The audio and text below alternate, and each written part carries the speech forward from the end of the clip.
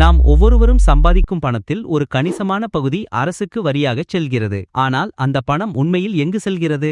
நம்முடைய அன்றாட வாழ்க்கையிலும் நாட்டின் ஒட்டுமொத்த வளர்ச்சிக்கும் அந்த வரிப்பணம் எப்படி பயன்படுத்தப்படுகிறது என்பதை எப்போதாவது யோசித்ததுண்டா? இந்த கேள்வி பலருக்கும் இருக்கும் ஒரு பெரிய சந்தேகம். நாட்டின் வளர்ச்சிக்கும் குடிமக்களின் நலனுக்கும் இந்த வரிப்பணம் எப்படி பயன்படுத்தப்படுகிறது என்பதை பற்றி ஆழமாக பார்ப்போம். வரலாற்று ரீதியாக பார்த்தால் வரி வசூலிப்பு என்பது நாகரிகங்களின் ஆரம்ப கட்டத்திலிருந்தே இருந்து வருகிறது. பண்டைய காலங்களில் அரசர்கள் தங்கள் படைகளை பராமரிக்கவும் பொதுப்பணிகளை மேற்கொள்ளவும் மக்களிடமிருந்து வரி வசூலித்தனர். நவீன சமுதாயத்தில் வரி என்பது ஒரு நாட்டின் சமூக, பொருளாதார, பாதுகாப்பு மற்றும் நிர்வாக தேவைகளை பூர்த்தி செய்ய உதவும் ஒரு மிக முக்கியமான நிதி ஆதாரம். இது வெறும் ஒரு வருவாய் ஆதாரம் மட்டுமல்ல, ஒரு நாட்டின் ஒட்டுமொத்த வளர்ச்சிக்கும் மக்களின் வாழ்க்கை தரத்தை மேம்படுத்துவதற்கும் அடிப்படையான ஒரு கருவியாகும். இந்த நிதி இரு முக்கிய வகைகளில் அரசுக்கு வந்து சேருகிறது. ஒன்று நேரடி வரிகள், மற்றொன்று மறைமுக வரிகள். நேரடி வரிகள் என்பவை ஒருவரின் வருமானம் அல்லது சொத்து மதிப்பின் மீது நேரடியாக விதிக்கப்படுபவை. இவை வரி செலுத்துபவரின் சுமையை நேரடியாக குறிக்கின்றன. வருமான வரி தனிநபர்கள் மற்றும் நிறுவனங்கள் ஈட்டும் வருமானத்தின் மீது விதிக்கப்படும் வரி.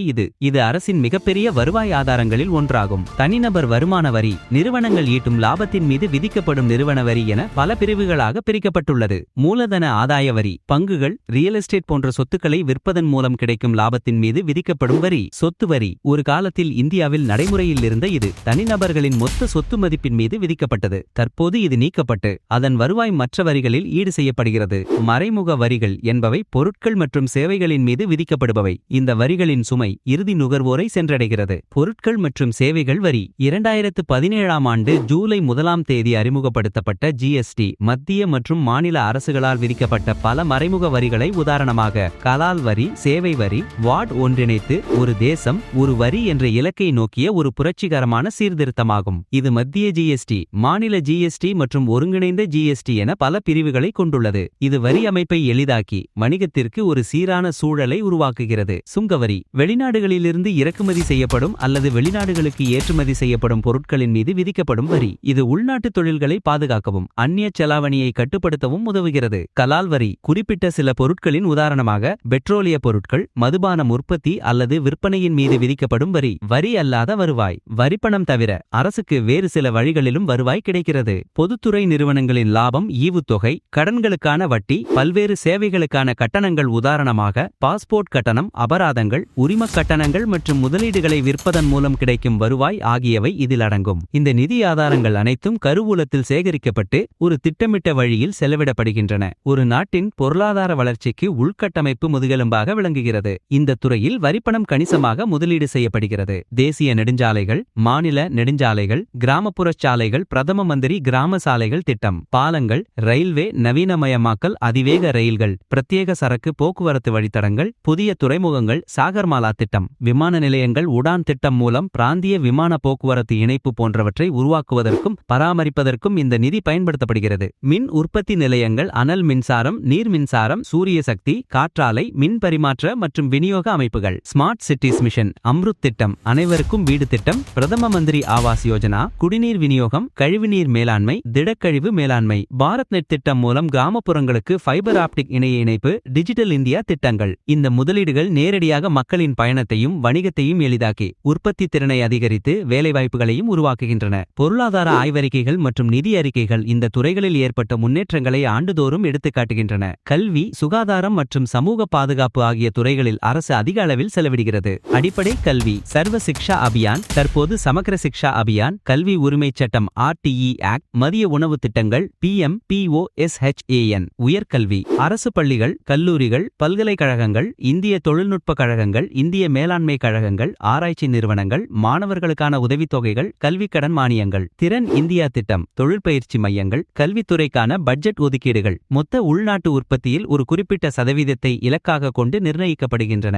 அரசு மருத்துவமனைகள், ஆரம்ப சுகாதார நிலையங்கள், இலவச மருத்துவ சிகிச்சைகள், தடுப்பூசி திட்டங்கள், தாய் சேய் நலத்திட்டங்கள், ஆயுஷ்மான் பாரத், பிரதம மந்திரி ஜன் ஆரோக்கிய யோஜனா மூலம் ஏழை எளிய மக்களுக்கு இலவச மருத்துவ காப்பீடு, சுகாதார மற்றும் ஆரோக்கிய மையங்கள், ஹெல்த் மற்றும் வெல்னஸ் சென்டர்ஸ், புதிய மருத்துவக் கல்லூரிகள், மருத்துவ ஆராய்ச்சி.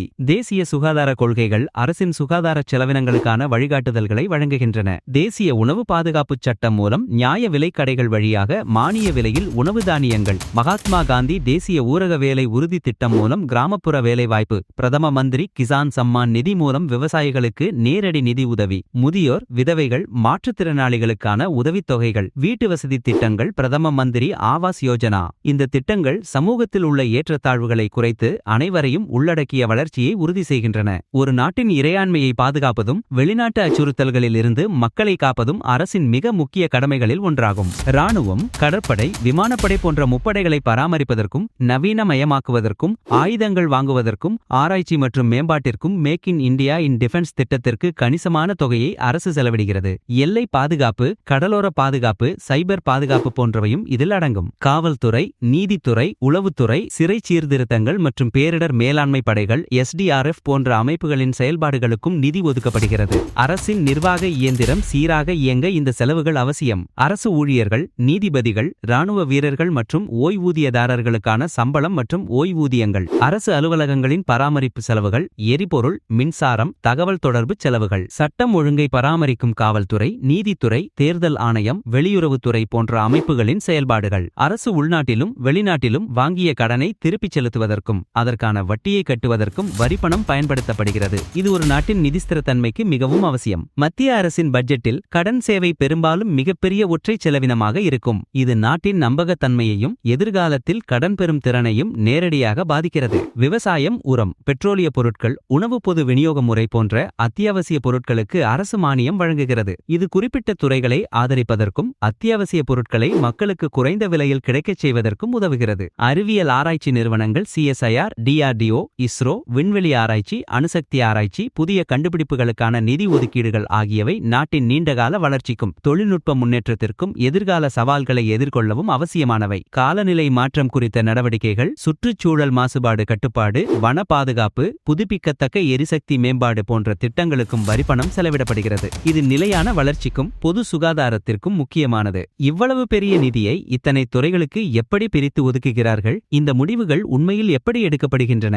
மத்திய நிதி அமைச்சகம் அனைத்து அமைச்சகங்கள், துறைகள், மாநில அரசுகள், தொழில் அமைப்புகள் மற்றும் பொருளாதார நிபுணர்களுடன் பட்ஜெட் தொடர்பான ஆலோசனைகளை தொடங்குகிறது. கடந்த ஆண்டு செலவினங்கள், தற்போதைய தேவைகள் மற்றும் எதிர்கால இலக்குகள் குறித்து விவாதிக்கப்படுகிறது. நிதி அமைச்சகம் வருவாய் ஆதாரங்களை மதிப்பிடுகிறது மற்றும் பல்வேறு அமைச்சகங்களின் திட்டங்களுக்கான நிதி தேவைகளை ஒருங்கிணைக்கிறது. நிதி ஆயோக் போன்ற அமைப்புகள் வளர்ச்சி இலக்குகளை நிர்ணயிப்பதில் முக்கிய பங்காற்றுகின்றன.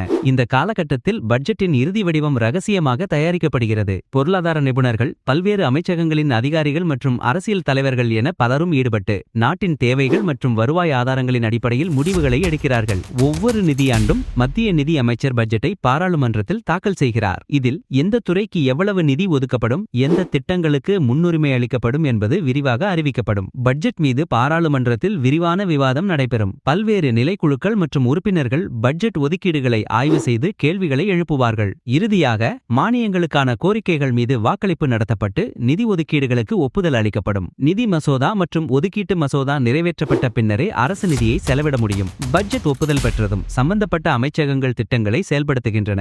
இந்திய கணக்கு தணிக்கை துறை தலைவர் அரசின் செலவினங்களை தணிக்கை செய்து நிதி முறையாகவும் வெளிப்படையாகவும் பயன்படுத்தப்பட்டுள்ளதா என்பதை உறுதி செய்கிறார். நிதி பொறுப்பு மற்றும் பட்ஜெட் மேலாண்மை சட்டம் போன்ற சட்டங்கள் நிதி ஒழுக்கத்தை உறுதி செய்கின்றன. ஆகவே நாம் செலுத்தும் ஒவ்வொரு ரூபாயும் ஒரு நாட்டின் வளர்ச்சி பணிகளுக்கும் மக்களின் நலத்திட்டங்களுக்கும் பாதுகாப்பிற்கும் நிர்வாகத்திற்கும் பயன்படுத்தப்படுகிறது. ஒரு புதிய சாலை உருவாவதிலிருந்து ஒரு குழந்தை பள்ளிக்கு செல்வது வரை, ஒரு நோயாளிக்கு சிகிச்சை கிடைப்பது வரை, நாட்டின் பாதுகாப்பு உறுதி செய்யப்படுவது வரை என அனைத்திலும் வரிப்பணம் ஒரு முக்கிய பங்கை வகிக்கிறது. நாம் செலுத்தும் இந்த வரிப்பணம் தனிப்பட்ட ஒருவரின் வருவாய் மட்டுமல்ல, அது ஒரு நாட்டின் எதிர்காலத்தை வடிவமைக்கும் ஒரு முதலீடு. இந்த நிதி முறையாகவும் வெளிப்படையாகவும் பயன்படுத்தப்படுவதை உறுதி செய்வது குடிமக்களாகிய நமது கடமையும் கூட. அரசின் வருவாய் மற்றும் செலவினங்கள் குறித்த தகவல்கள் பொருளாதார ஆய்வறிக்கைகள், பட்ஜெட் ஆவணங்கள் மற்றும் CAG அறிக்கைகள் மூலம் பொதுமக்களுக்கு கிடைக்கின்றன. இது வெளிப்படைத்தன்மை மற்றும் பொறுப்புணர்வை உறுதி செய்கிறது.